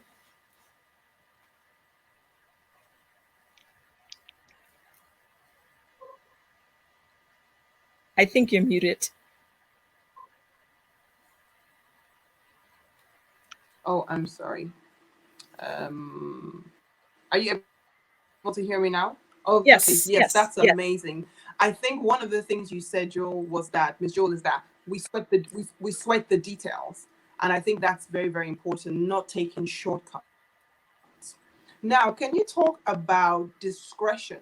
I think one of the things about protocol, remember her uncle Mordecai would say, oh, don't tell anybody this, don't say this. So she was very discreet in her manner of handling affairs. How important is that when you work with a person of high status or caliber, with a VIP? What is the importance of being a person of few words, being a person of discretion? How important is that to the people you're associated with who are on a much higher level than you in terms of their influence or what they do or where they are in their lives, or people you serve or work with? Yes, I mean, fantastic question. We should listen more than we speak. And this is, we're talking to the adjutants, the handmaidens, to the protocol officers, to those who serve leaders. It is very important. Confidentiality needs to be a hallmark. One of my pet peeves is this notion that we feel like we have to talk. We have to tell something about what we know. I've learned in service over the years with leaders, Isoken, there are things I will take to my grave. It's not necessary to talk. And the thing is, and just a word to the handmaidens and the armor bearers out there, we are mandated to cover our leaders, to cover their minds, to make sure they are not distracted. And so when with that said, they trust us. A lot of times they trust us with their confidences. And so we have to move away from that need to talk. This wise discretion is so important. Confidentiality. Cover your leaders no matter what. Wow, that's amazing. And Esther, Barrister Esther, I'm going to also direct that question to you as well. As a barrister, what is the importance of, and I'm sure you deal with so many cases, with so many people, and how important is confidentiality, especially with some clients that you've dealt with on a high level? And that's confidentiality when you deal with them and even when they're no longer your clients. Can you tell us the importance of confidentiality and some possible consequences of the lack of confidentiality? I think you're on mute. Thank you. Confidentiality is probably one of the most foundational principles that every single barrister or solicitor must adhere to. Not only is it something that is part of our protocol, part of our principle, but it's also part of the rules that govern the conduct of a barrister. So respecting your client's confidentiality is essential. Building trust with your clients is essential. Now, of course, if they disclose something that is illegal, that is wrong, then you owe your duty first and foremost to the court. However, if it's not something that is illegal, then these are things that you have to protect their confidentiality. You have to protect their trust. You can't discuss what they've told you with even other barristers. And it's between you and them. It's a client, a professional relationship of trust, and that relationship must be respected to the highest level at all times. Wow. So then would you say, as a professional in the legal field and in the diplomatic arena, Jewel, that there has to be a measure of moral ethics that you apply. So even when you no longer are going to see that person again, would you say it's important to feel? Because I know people who work in this industry and they think, okay, look, I'm no longer dealing with them. So if I decide that I want to contact some of their clients for my future uses, for my future business, I have access to, because they're never going to know that I did it. Now, where is the place of moral and ethical values, even as a professional in the legal field and in the diplomatic field? So I'll point that first to Esther, and then I'll go to Ms. Jewel next. Sure. Well, I think that to break confidence, So I'll even let when you go someone first, Esther. Thank you. So to break confidence, even if you are no longer representing that person, says more about you as a barrister or a solicitor representative than it does about anything else. Your character is more important. And with the bar and with barristers, your reputation is essential. Your reputation is what you protect. So even when you stop being someone's client, you have that responsibility to protect their confidence. So it's not a question of whether you want to or you don't want to. It is still that requirement and the responsibility of every barrister. It is required that you continue to maintain confidence and trust. So even, for example, if barristers are teaching other students, for example, and they want to use a case, you can't mention the names. You have to take out the names. You have to take out anything in your case that identifies somebody else. So often you would see the barristers would change the names and change certain information within that case study so that they can use it to teach others. But one has to protect confidentiality. It is still a requirement even after you have stopped being the representative for that particular client. Wow, that's amazing, Esther. And it's very interesting because even with people who, people like us, we are in different spheres, we relate with people of different religions, culture is a very important moral and ethical value to just have. You know, there are times when people will go out and they will drink or they will get drunk or they will have their guards down and then they say something that they shouldn't say, but really we have a bona fide duty really to act in good faith all the time and have a, you know, there's just that duty of good faith where you never disclose information that you've been given. And like Ms. Jewel said earlier on, there are things that she will take to the grave because her aim is, I must protect the person that I'm working with. So Jewel, I know you've answered that question to a degree. I want to ask you a question just as we're coming to a close because of the time differences. And I'm so grateful for Esther to have stayed on. I know you're in the Seychelles and I know people have questions. What would you say to a young or a person who is new in servant leadership and they're wanting to grow in the area of protocol? Now, not just excellence in terms of the work, because I think there's excellence in terms of your ability to do the work and the skill, but then there's excellence of spirit.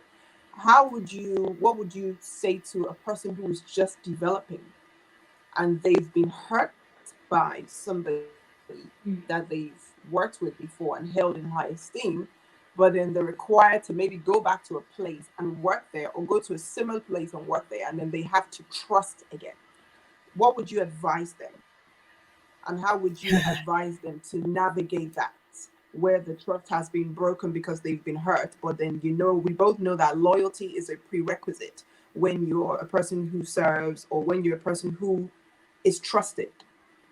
Now, when that trust has been broken, especially by somebody that you look up to at some point, how would you encourage somebody else who is in that position and they have to still go back? Because like we know, it's like when you have an exam, you do an exam, you get tested because you've been taught, you know, but not everybody passes the test. So, and then also if you don't go through A, you don't get to point B. If you don't go to B, you don't get to point C. So there's always a process to everything. And I guess in a nutshell, the person who is being processed, how would you advise them to still go and trust a person that they have to look up to when they have been brutally betrayed or wounded in the past?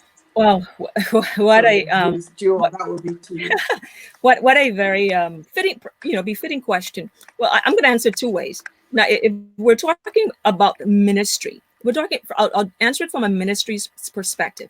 The thing is, once we know we have an assignment, and God has given us an assignment with ministry, we have to ask Him for discernment. Oh God, help my spirit. Give me a chaste spirit.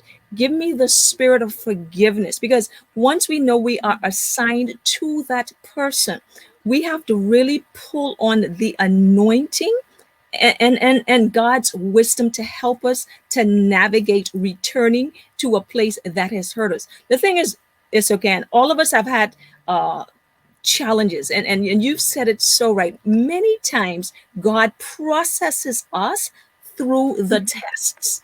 And so once we know we are signed to that person, we again go into prayer, fasting. God, help me to know how to go back. Help me to know if you said I'm assigned, God, then I'm going to trust you to give me the wisdom and the acumen to go back. Now, from a business perspective and government perspective, we really have to know that we are assigned to go back and work with that boss within that government sector, and that takes a whole another level of praying, getting a wise counsel. The word says, "In the multitude of counselors, there is safety." But I think the big picture of all this is having a chaste spirit, being mature and submitted to God enough. God, if you say I must go back, I will go based on your bidding. And that's what Wow. I would say. Definitely prayer, wise counsel, not the counsel that we want to hear, but wisely choose who you listen to, because those are sensitive matters. And the thing is again, being hurt that's a difficult situation. But the good thing is we serve the God who is the balm in Gilead, who can heal those pains and help us to go back in with His wisdom, with His guidance, with His anointing. Wow. That is excellent, Madam Jewel. I'm so thankful for that response, because I know there are people here who are watching and they may have been in that position before, where they've had somebody that they've looked up to, and they've respected very highly, and they've been disappointed. All of us go through disappointments, and they may have thought, okay, the story was over, that chapter is closed, but then they realize, hang on, I think I still have something that I'm still supposed to do, or it's not complete yet. I still need to go back. And I think a lot of times it takes courage to go back, because we think, well, I've been hurt. There's a mix of emotion. So I think it's good to, what you said, having a heart of forgiveness is very open. And something I wanted to add to that was even just flexibility, and knowing that, we're going to go through different experiences in life, and everything that we go through helps to shape us. So you might find that in one time of your life, you're strong in one area, and another time of your life, you say, oh, wow, I didn't realize that I've grown in that. I didn't realize that what used to affect me at a particular time doesn't affect me anymore, because we've matured. And I think life is all about maturation. So I'm very, very grateful. And Esther, thank you for just explaining the importance of the law to us, because in essence, law is protocol and protocol is the law. And when we know what applies, then we're safe. And I think Apostle Tobi rightly said at the beginning that protocol is foundational. And I think for me, one of the things I find as well is when you have protocols around yourself, your life is governed by protocols. You have a time where you wake up in the morning, you have a way you do things, you have a system, and you're organized, then everything flows correctly. Everything goes in a particular way. You're able to sit down, you're able to strategize and plan. Even before being a protocol officer or going to work in an organization, you are protocol yourself. And if we look at God, God is a God of order and protocol. Everything was done in order. He created different things on different days. Everything is planned, everything is systematic. When Moses was building the tabernacle, there were laws, there were things things he was told to do, and everything was done. And his detail, like Madam Jewel said earlier on, is about the detail. So, Esther, you are an amazing barrister, and I think you pointed us in a direction of law tonight, where people can go back and say, okay, these are things perhaps I've done, things I should correct, things I could do. How can people get in touch with you if they want to know more about what you do? We will have your information So as they well. can. Great, thanks. Yes, you can just look me up on LinkedIn. I've just recently had to redo my profile again. So yeah, just look up Esther Anato-Dumelo, and you should find me there. My picture is on there. And also my email address is e.anato-dumelo, but not with a hyphen, at gmail.com. So e.anato-dumelo, no hyphen, at gmail.com. Wow, fantastic, fantastic. And Madam Jewel, tell us. Okay, there we go. It's on the screen. The LinkedIn information is there, so that is wonderful. So people can find you there. And Madam Jewel, I think one of the things I have to say, you're a woman of excellence, you know. And I think a key thing that I've noticed just watching you over the years, you don't say very much. You're very prudent. You're very circumspect.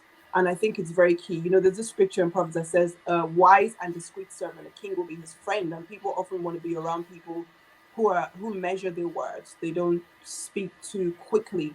They're people who process and think. And I think from having worked with you over the years, one of the things I've realized as well is when it comes to protocol, it's a lot less about doing the things, but it's a lot more about understanding the foundation, thinking in a particular way, being a person of strategy, being a person who's systematic, and then also knowing how to manage experiences, manage people, manage cultures. I think one of the good traits of a good protocol officer is being able to have an eye for detail, and you can observe everybody in a room, observe the different temperaments in a room, observe the different cultures in a room, and then say, okay, how do I create an experience that people are going to like? It's like somebody who works as a front of house person, a receptionist or a corporate receptionist. When people come in, you're not wearing your feelings on your sleeve. You're not wearing your stress from the day, your frustration on your sleeve. Immediately you think about the other person. You know, and I think like Apostle Tobi said earlier, like Esther said, like you said, it's about caring, it's about being a person of empathy. How can I give of myself? How can I serve? You know, and I think that's our lifestyle. Really, it's about serving. Whether we're in government, in the legal system, we're in politics, it's about serving our community, serving our world. How can I make somebody else's world better? And then giving of yourself. You know, I always like to say this is the Hebrew word for service is aboda, and aboda means worship and work. You know, and as you know, people of the kingdom, as Christians, when we're serving, we're worshiping. So, and you know, when you worship, whether it's in a song, whether it's through dance, whether it's through poetry, whichever way you do it, you don't hold back, because you're giving everything to the one who gave you your life. You know, it's like the air you breathe. When you breathe, you don't hold back. You just breathe freely. And that's how it is when you serve. That's how it is. So it's important that when we serve, we must let go of things like little offenses, little foxes, things that will hinder you. You've had a bad day, you had an argument with your spouse, you know, you had this issue, and you be what you want to see. You be the change you want to see. Give the best of yourself, because you're doing to somebody else what you like to be done to you. You know, and I think is in essence about making people have a good experience. And one of the beautiful things about protocol is that it allows us to put systems in place, you know, where people can say, okay, this is our modus operandi. This is how we're going to function. This is a standard operating procedure. And like you rightly said, Madam Jewel, excellence is the only standard, you know. So when everybody knows this is how we operate, imagine everybody functioning at the same level of excellence, because we've taken the time to invest in ourselves and have a quality training, not because we want accolades for ourselves, but because we want to impact. It's all about impact. We want to impact the world. We want to impact government. We want to impact society. Because when you're left, when you're gone, when we're gone from this earth, all people will remember is what you did. Is the you know, they always say when people go to the people will remember the impact you had on lives. You know, they say when people have funeral ceremonies, there's so many people there. saying, oh, they did this, they were this, they were that, they were this, they were that. Yes. Lots of people come because they're saying good things, giving tributes. Oh, he was this, she was that, she made this impact, he made this impact. And we want to be people that whilst we're alive, we do everything we can to impact the lives of others, because it's better to give than to receive. So I'm just so privileged and blessed to have had both of you and the rest of the team who were here just come and share with the world what we know, because we want to impact the lives of others. So I'm taking this opportunity to say such a huge thank you and extend my appreciation for your time and for coming. And you've shared some valuable nuggets of wealth that we will not forget. Those are things that I will take for myself, and I'm sure like everybody else watching now, we're going to say, I'm going to just apply this bit of information. You know, there are things you hear and you can just make a minor adjustment. Just that little bit of information goes a very long way. So I want to just say a huge thank you to the opportunity to say, you know, this is not going to be the last one. This is going to be, you know, one of many that will come. Well, I'd love to have you all back again, because I know people have enjoyed this and there's so much people can learn from. And you know, the more we know, the better we are. You know, the scripture says, my people perish for lack of knowledge. Imagine knowing the law. Imagine going to Russia and you know the law that applies in Russia. You know, you have a knowledge bank. The impact you will make just because of what you know, and you're thinking not about yourself, but how can I better the life of a person? How can I better the lives of people? So I want to say thank you so much, both of you, Ms. Manjo, Esther. You have been amazing. Thank you for your time. I just, because of time, I don't want to go on for longer than 9, but we will have you again.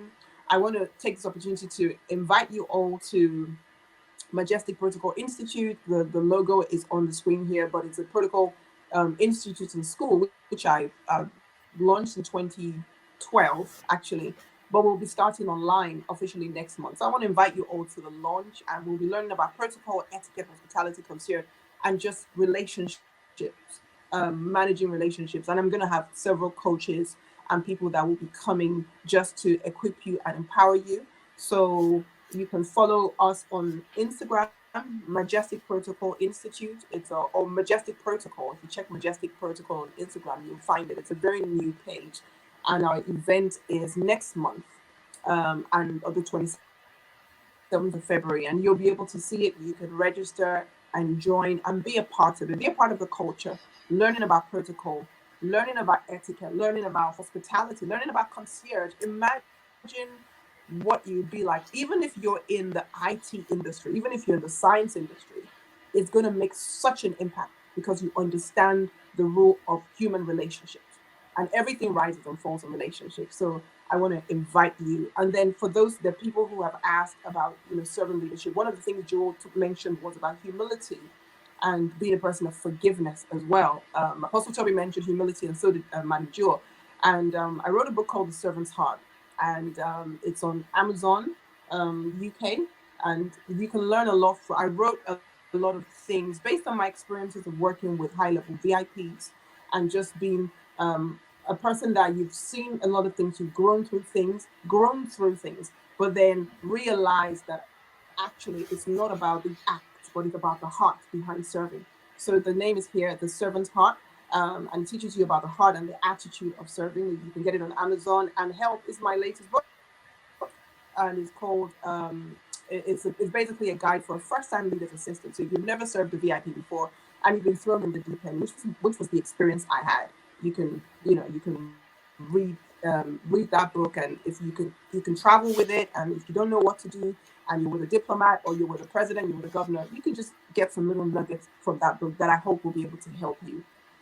So without further ado, I want to say a huge thank you to everyone for coming. Thank you so much, Ms. Joel, and thank you so much, Esther, for joining us tonight. And Joel, please, before we go, I want you to tell everybody how they can find you, how they can connect.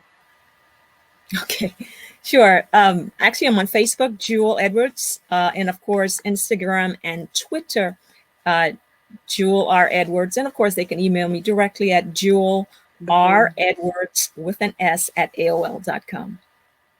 And the bottom line is, okay, and I want to just anchor this.